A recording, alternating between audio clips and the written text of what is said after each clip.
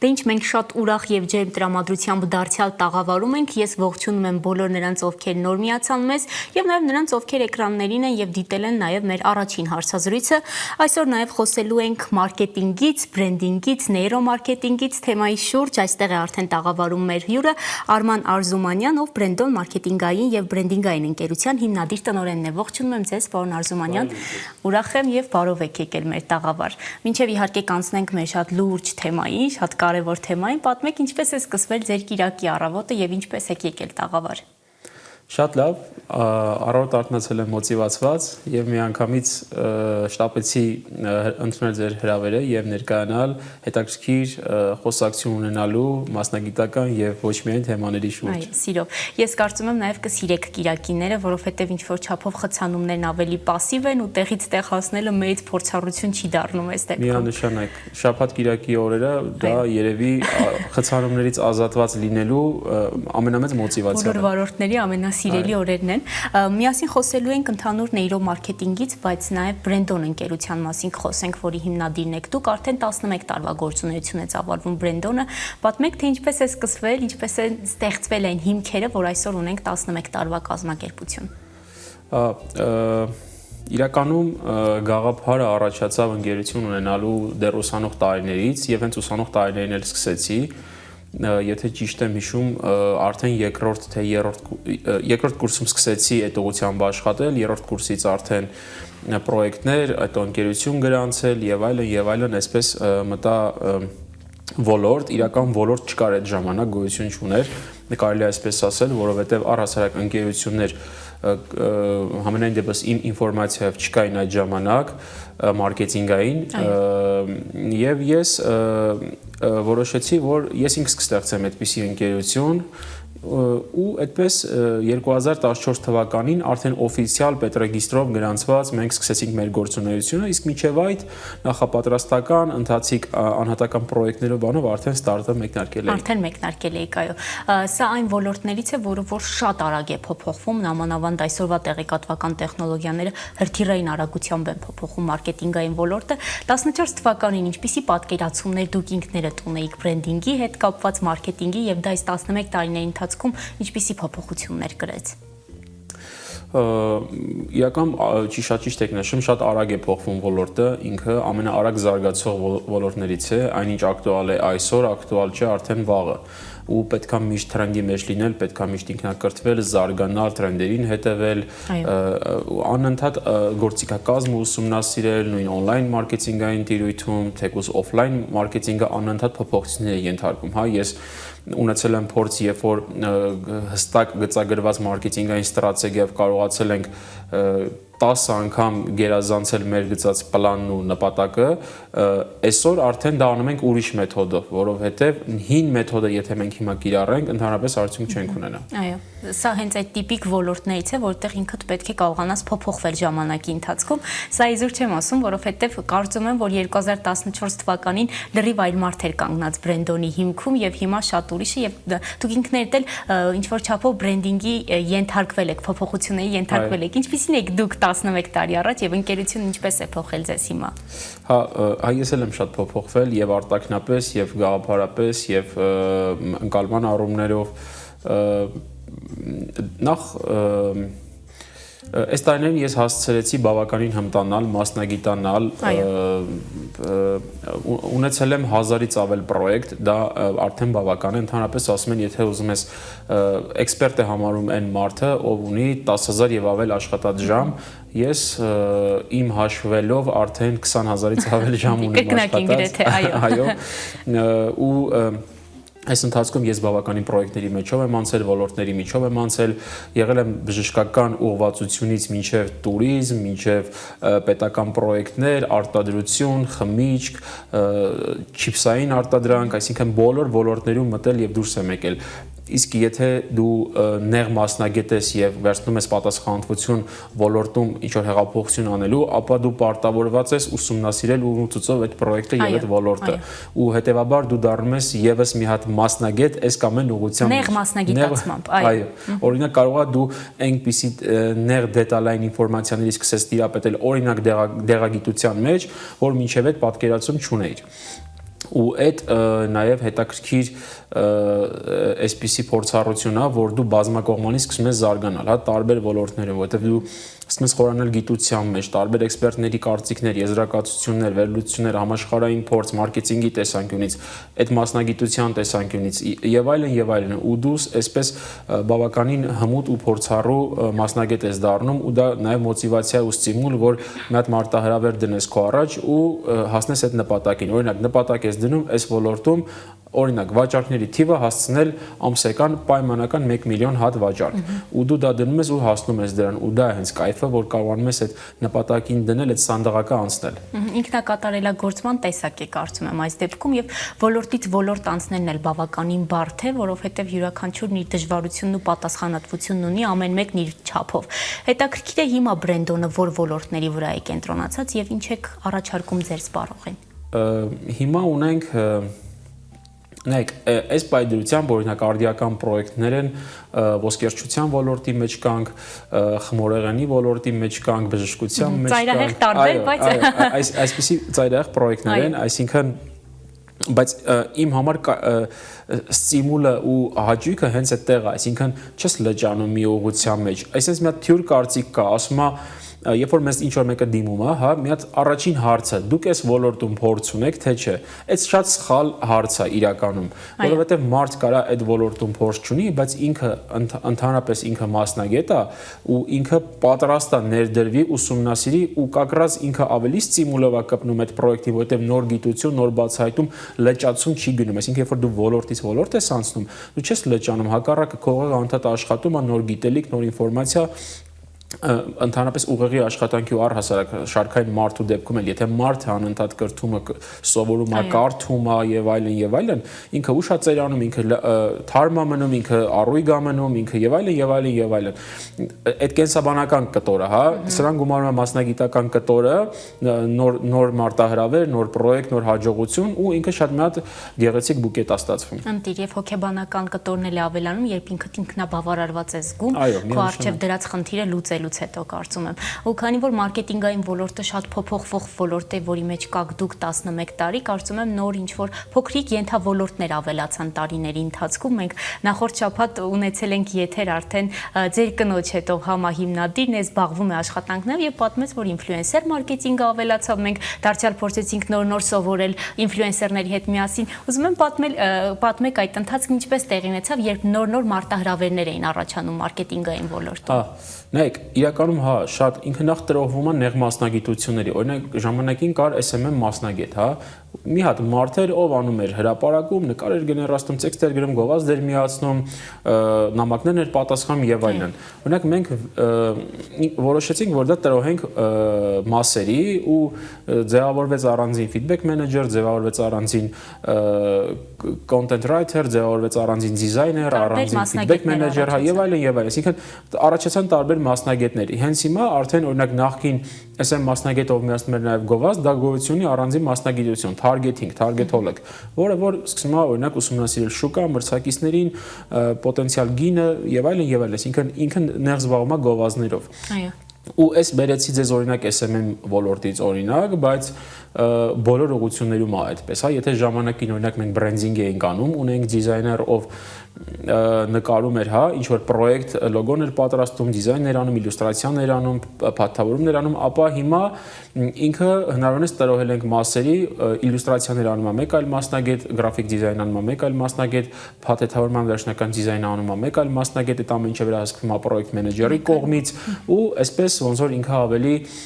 նեղողություններով խորացված ավելի արդյունավետ ու ավելի որակյալ պրոդուկտ են կարողանում տալ։ Որովհետև շատ դժվար է մեկ մարդու միջոցով տարբեր ուղղություններով աշխատանք տանել եւ երբ յուրաքանչյուր ուղղություն իր պատասխանատուն ունի, գործն ավելի հեշտ ու հաջողությամբ է պսակվում։ Ու ավելի որակյալ։ Այո, եւ քանի որ մենք խոսեցինք տարբեր ուղղությունների մասին, քանի որ այսօր էլ նեյրոմարկեթինգի հետ կապված ավելի շատ հարցեր ունեմ ու շատ բաներ կան, որ հետաքրքիր են, ես ուսումնասիրեցի Brandon-ի էջը եւ այնտեղ կար մի հատված, որտեղ որ Smith-ի խոսքերն էին, որտեղ բացատրվում է թե թե նեյրոմարկետինգն ինչ է եւ կարճ ասած սա թույլ է տալիս ավելի լավ հասկանալ սպառողին։ Սպառողը ինչ է ուզում եւ վերջապես ինչպես է սպառում, ինչպես է ուղեղը գալիս այն մտքին, որ կարելի է գնել օրինակ սեղանին դրված ծաղիկը։ Նեյրոմարկետինգի հետ կապված ինչպիսի աշխատանքներ են տարվում եւ սա որպես ուղղություն ինչպես է օգտագործում ձեր ապրանքը սպառելու, ռեալիզացնելու համար։ Նայեք, ինչ է նեյրոմարկետինգը։ Նեյրոմարկետինգը իրականում, այսպես ասած, բժշկության եւ մարքեթինգի համադրությունն է։ Մարդու ուղեղի աշխատանքի ուսումնասիրության, վերլուծության եւ դրա մարքեթինգային մոտեցումներով ամփոփման մասին, այսպես պատկերացումն ու գիտությունն է։ Իմ համար շատ արդիական, շատ հաճելի ու շատ անձամբ իմ համար հետաքրքիր թեմա է, ինչի, որովհետև ես շատ եմ սիրել բժշկություն, հա, դեռ աշակերտ տարիներին ես ընտրության առաջ էի բժշկություն թե մարքեթինգ, ավելի շուտ բիզնես, այդ ժամանակ դեռ մարքեթինգ չէի ուզում, չէի էլ իմանում ինչա մարքեթինգ առհասարակ։ Կարծում եմ 14 թվականին դեռ շատ վաղ էր իմանալի ինչ է։ 14-ին չէր, այդ ավելի վաղ էր, 2007-ին էր։ Այո։ Հա, երբ որ պետք է ընտրեի մասնագիտության միջև, ես սիրում էի բժշկություն, սովորում էի, պարապում էի, նույնիսկ օլիմպիադաներ, միշտ լավագույն տեղերն էի կարողանում հասնել օլիմպիադաներին եւ այլն, հա, ու բայց սկսեցի որոշում կայացրեցի դեպի բիզնես գնալ ու պարապում էի, հա, պարապմունքներս ուղղեցի դեպի տնտեսագիտական համալսարան ընդունվելու ուղղությամբ, բայց չէի կարող թողնել այդ ուղղությունը, որովհետեւ ես շատ էի սիրում կենսաբանություն, քիմիա, ֆիզիկա, երկրաչափություն եւ այլն, այդ իմ տարերքն էր։ Ես մինչեւ հիմա էլ իմ հոբին նման գիտություններ ուսումնասիրելն է, թեկուզ գիտական ֆիլմեր դիտելն է եւ այլն, ու հիմա երբ որ կա հնարավորություն այդ ամեն ինչը համադրել, այն մասնագիտությունը ես շատ ուրախ եմ որ ընտրել եմ այս ուղղությունը իրականում, որովհետև իմ համար սա այնտեղն է, որտեղ որ ես պետքա հայտնվեի, ես ինձ զգում եմ ինձ իմ տարերքում, բայց միևնույն ժամանակ երբ որ բժշկությունն եմ կարողանում համադրել այս ամեն ինչի հետ, հա, օգտակարը միասին։ Հա, ինքը դառնում է շատ կայֆ համ հոբի, համ գործ, համ զբաղվածություն, համ հետաքրքրություն, համ մարտահրավերներ ու նաև սկսում ես չափել իր աշխատելը, էֆեկտիվությունը եւ այլն։ Ես բավականին խորացել եմ նեյրոմարկետինգի վրա, ուսումնասիրել եմ իր այդ մասնագիտական նեղ կողմերը, ուղղությունները եւ այլն։ Հայաստանում հիմա շատ թույլ է նեյրոմարկետինգը, շատ թույլ է։ Աշխարհում ինքը շատ բարձր մակարդակի վրա է գտնվում։ Ինչի է Հայաստանում հիմա թույլ, որովհետև չկան համապատասխան մասնագետներ, սարքավորումներ, որտեղ նեյրոմարկետինգը այդ ուղակի մարքեթինգի տեսակ չի, որ եկեք նեյրոմարկետինգով էս մի պրոյեկտ անենք, չէ, դա սարքավորումներ, մասնագետներ, բժիշկներ, հետազոտություններ, ուղեղի աշխատանքի հետազոտություն, վերլուծություն, սպառողի վարքագծի վերլուծություն եւ այլն, որտեղ օրինակ հասարակ մի հատ օրինակ ասեմ, իրականացումը հասարակ մարքեթինգային հարցում ու ռեսպոնդենտը պատասխանում է հարցին մի բան, իսկ նեյրոմարկետինգային վերլուծությունը, այսինքն ուղեղի տոմոգրաֆիան ցույց է տալիս մեկ այլ բան, որ այս մարդը ասում է սենց, բայց մտածում է նենց։ Ու սա բերում է արդեն ճշգրիտի մարքեթինգը այդքան ճշգրիտ գիտություն չի համարվում, նեյրոմարկետինգը ճշգրիտ գիտություն է։ Այո, շատ է։ Այնուամենայնիվ տարբերություններ կան, չնայած որ ենթաճյուղ է, եւ քանի որ լավ ուսումնասիրել եք ու ինչ որ չափով նաեւ սպառողի վարքագծին անդրադարձակ, պատմեք, ներկայացրեք, մի քիչ էլ օգնեք ինչ որ չափով, ինչպես է ստացվում, երբ սպառողները խանութ մտնում են առանց որևէ բան գնելու մտադրությամբ, ենթադրենք ուղղակի ուզում են շրջել խանութներով եւ դուրս են գալիս ինչ որ տոպրակներով, այսինքն ստացվում է չպլանավորված գնումների արդյունքում ծախսվում է գումար եւ մեկ էլ հասկանում ես, որ գումար չունես եւ կան ապրանքներ, որոնք որ պլանավորված չէին գնելու համար։ Սա ինչ վարքագծի տեսակ է եւ ինչպես է նեյրոմարկետինգն ազդում սրա վրա։ Նայեք, այդտեղ կա նեյրոմարկետինգի կտոր, այսպես ասած, ես կբերեմ մի քանի օրինակներ, բայց սա ավելի շատ սպառողի վարքագիծ է։ Այո։ Ներողություն։ Ինչի է սպառողի վարքագիծ։ Օրինակ, երբ որ հասարակ սուպերմարկետում կա այսպիսի հասկացություն՝ սպառողի հետագիծ։ Այսինքն սպառողը մտավ սուպերմարկետ, ինքը ոնց է գնալու, ոնց է պատտվելու այդ դարակաշարի արանքով, հնարավոր ինչ է գնելու, ինչ բարձրությունից է վերցնելու, վերջում դուրս գալուց կասայից ինչ է գնելու ու նոր դուրս գա։ Այսինքն արդեն իսկ պլանավորված է սպառողի վարքագիծը խանութում։ Եվ սուպերմարկետի այդ ինժեներիան գծողների կողմից եւ արդեն սպառողի մեջ կա այդ վարքագիծը արդեն դրված, որովհետեւ օրինակ սպարս բան եմ ասում, հաճախորդը մտավ խանութ, առաջին հիմնական պրոդուկտը, որ սուպերմարկետը ցանկանում է ցույց տալ սպառողին, դա թարմ բանջարեղենի բաժինն է, որովհետեւ թարմ բաժինը մարդու ենթագիտակցության մեջ ստեղծում է այսպիսի ընկալում, որ այս խանութը տվյալ սուպերմարկետը օրինակ թարմության,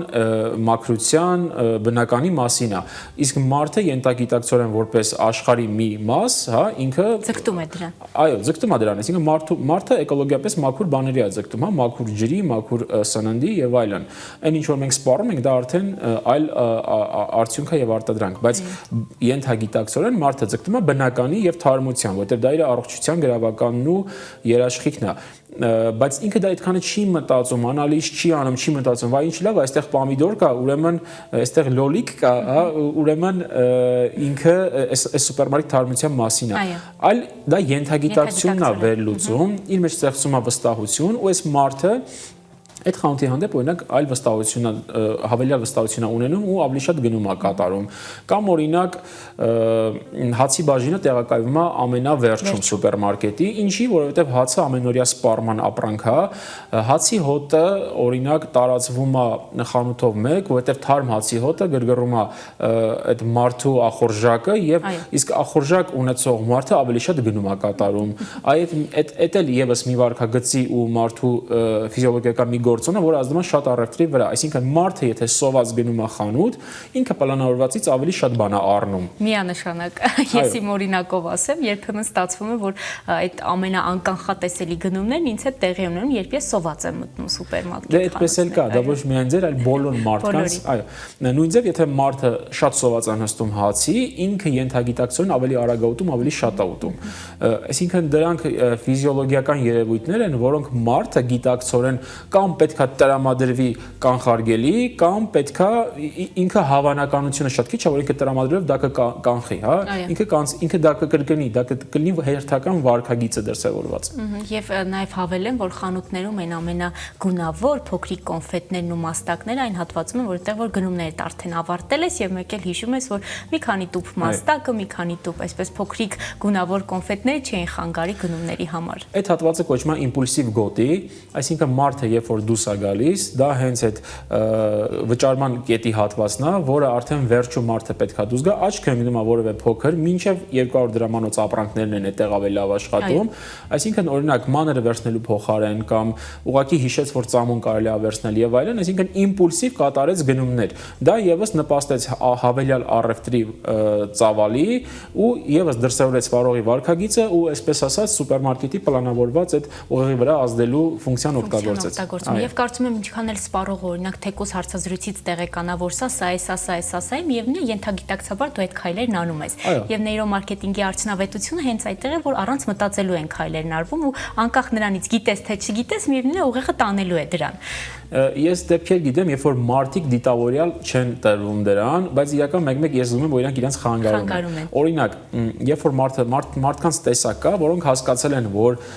առևտուրը դա իրենց վրա վաճառք անելու ցանկացած ճանապարհ օգտագործում են վաճառողները։ Ու ինչ են անում, երբ որ մարդուն պետք է այս բանը գնել։ Մի փոքր տոկոս մարդկանց կա, ենթադրենք 2% մարդիկ այդպես կա, նաև գործարարներ եմ շատ տեսել այդպեսին։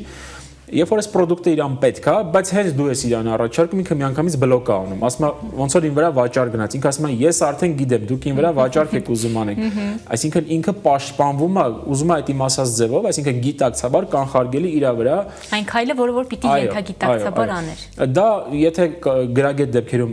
կարողանալ ճիշտ անել իհարկե լավ է, բայց շատ ժամանակ անհրաժեշտ product-ներ այդ ժամանակ չեն առնում, որովհետև հիմա կանխամտածված արգելակում են այդ ամեն ինչը։ Շատ հետաքրքիր են այս օրինաչափությունները եւ վստահաբար այս ամենի հիմքում մեծ ուսումնասիրություններ կան սարքերի միջոցով, հոգեբաններ են աշխատում վստահաբար բժիշկներ եւ սա հսկայական գիտություն է, որը որ հուսանք նաեւ Հայաստանում ինչ որ չափով։ Իրական աշխարհում շատ երկրներում, օրինակ եվրոպական, սա նույնիսկ արգելված է, որովհետև սա նշանակում է մարդու կամքին հակառակ։ Դե մենք չխոսեցինք ինչ որ արգելված բաների մասին, բայց կան շատ արգելված բաներ, օրինակ նեյրոմարքեթինգի մի ուղղությունը առոմա մարքեթինգը, որտեղ կարելի է հոտի միջոցով դրթել օրինակ մարդուն որևէ գործողություն անել, հա։ Ու սրանք շատ ավելի արգելված են ու իրական կան համապատասխան մարմիններ, տեսչություններ, որոնք հետապնդում են, գտնում են, փակում են այդ լաբորատորիաները, արգելում են։ Հիմնական երկրներում այս ամեն ինչը արգելված է, այսինքն չի կարելի մարդու կամքին հակառակ դրթել որևէ գործողությունների, բայց այս նշածս ոչ մի դեպք, օրինակ իմպուլսիվ գոտին, օրինակ հացի հոտը եւ այլն։ Այո, դա ուղղակի արդեն մշակված վարողի վարքագիծը ուսումնասիրված երևույթներ են, որոնք որ կիրառվում են շուկայական ինչ որ հարաբերություններ ձևավորելու համար։ Ես շնորհակալ եմ հարցազրույցի համար, շատ ինֆորմատիվ հարցազրույց ստացվեց եւս մեկ անգամ նեյրոմարքեթինգի վտանգներից խոսելու ինչ-որ չափով շատ ճակերտավոր եւ այն օրինաչափություններից, որ այսօր կիրառվում են մարքեթինգն օգտագործելու սպառողի համար որևէ բան առաջարկելու, դա կլինի լավ թե վատ, արդեն սպառողն այս դեպքում կորոշի։ Շնորհակալ եմ դարձյալ, իսկ Brandon-ի աշխատանքներն էլ մաղթենք հաջողություն 11-րդ տարին է արդեն, ես վստահ եմ, որ դա կշարունակվի եւ երկարատև գործունեություն 12 եւ ավել։ Հարգելի հեռուստադիտող, մեր եթերը մոտեցավ իր ավարտին, մենք կարճ դադարից հետո արդեն երրորդ հարցազրույցով մշակութային այլ թեմաներ կքննարկենք։